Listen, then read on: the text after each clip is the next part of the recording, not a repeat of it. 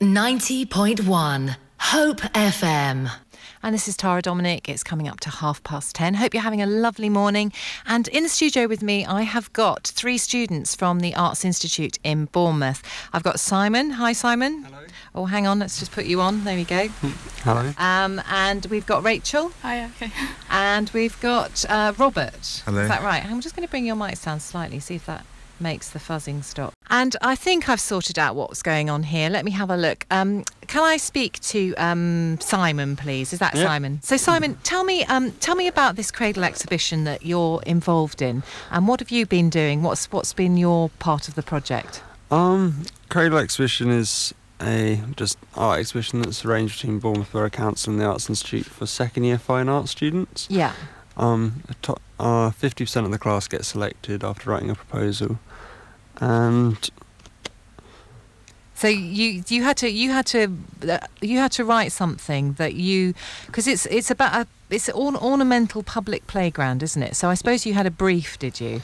Were you given a brief that you've got to sort of create something that would be fantastic for a sort of playground environment, that kind of thing? pretty much it's just you try and relate the gardens and see if you can relate it to your work. Right, okay. And try and think of a spot, write a proposal, and then there's a team of, I don't know, judges, as it were, that would just like say whether you'll be on or not, and you got chosen. Yeah. So how did you relate it to your work? What's the kind of style of your work? What kind of work do you like to do? I make things out of caramel.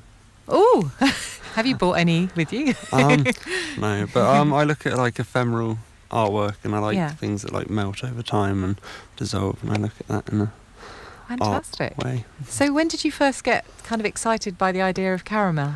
It was actually by my girlfriend at the time, who gave me some caramel over the summer. Yeah. And I thought, that's quite a fun material. Let's see what we can do with it. And I've pretty much just used it ever since, and relate things to it and pour it on glass and sculpture. Do you find you eat as you work? Do you? A little bit. You're probably sick of it by now, are you? Wow, occasional little tidbit at like lunchtime or something. So what sort of things have you made out of caramel? Everything really. I've poured it on glass, bottles. I made, in the bandstand, I at the moment have a pyramid that I've made out of just pure caramel that's hoping to melt over time. And wow. So you melt it up and then you mould it or shape it or do what you need to do with it, and then it hardens, does it? Yeah. And then it can crack, or there can be too many bubbles and it can pop, and just lots of different things really. It's just quite fantastic. A fun material, and I quite like the fact that once it's set it will melt, and then I just leave it and just see what happens, and it's just left to its like environment, and I just record it with a photo every so often. So it's so you create the initial art and then it sort of changes over time naturally, and that's you're still sort of monitoring the art and taking photos and just it's a sort of ever evolving piece of artwork as it sort of decays, I suppose, is it? Pretty much. Well, I try and relate it to like a life cycle, and when I make it, it's a life, and then as it changes, it gets older, and then eventually it will die, and I quite like relating it to the circle of life. Fantastic. Sounds fascinating. So you've got a pyramid it's in the lower gardens, isn't it, in Bournemouth? Yes, it is. And it's already started, hasn't it, the exhibition? Yeah, it started on the 25th of April and is on till the 4th of May. And people can just go and wander down into the lower gardens and wander around. Completely free exhibition. There's a free map that we hand out, and you'll see all the sites of everyone's work. Yeah. And it's just a nice thing, I think, to have in the gardens once a year. Yeah, fantastic.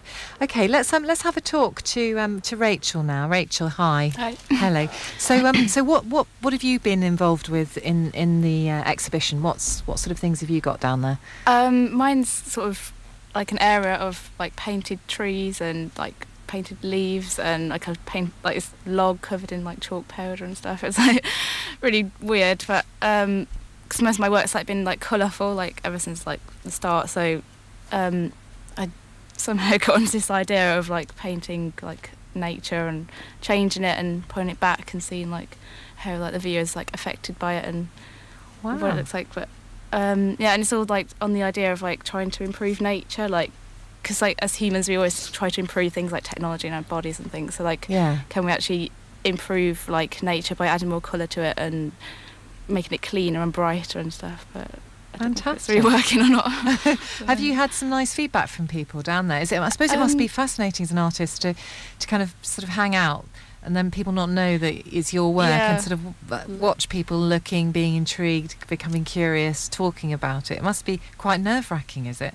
Yeah, I've had like a few people, and I suppose like to like watch their reactions, because you don't really notice it until you like right up by it, and then you kind of think, oh, like them trees are like the wrong colour, and there's like some leaves on the floor and stuff. So it's quite interesting watching people like realise, oh, that's not right. So it sort of takes them by surprise. Yeah, I think so. Yeah, fantastic, fantastic. And how long have you been at the Arts Institute? Just coming up to 2 years now, so because we're in our second year. Yeah, and what's the course that you're doing? We're all on the BA Fine Art degree course. Right. And you were saying that you possibly like to go into teaching. Maybe you're not sure yet where you want to take it. But yeah, I'm thinking about that at the moment, but not sure. Yeah. We'll so, see. I mean, I suppose there's two things with an artist, isn't there? There's your own work, and then there's how you can then make a career out of it. Yeah, it is quite difficult. If I could live off doing it, like just doing the art, then I would, but I don't think that's going to happen. Yeah, so, like, I need to think of a backup plan. You never know, though, do you? You never know. Did you make your necklace? Yeah, I think you could make a fortune selling those. She's got a beautiful button necklace, all different coloured buttons around her neck, and it's absolutely beautiful. So you could sell those. Have your own little website, sell those, you could make a fortune. That's really nice. Okay, well, we're going to come back. We'll have a little bit more music, and then we'll come back and we're going to talk to Robert about his work, and then we're going to be talking to Jill Horrocks from the council, the arts development officer from the council, and we're going to be talking to her a little bit more about the project. But it all sounds very interesting.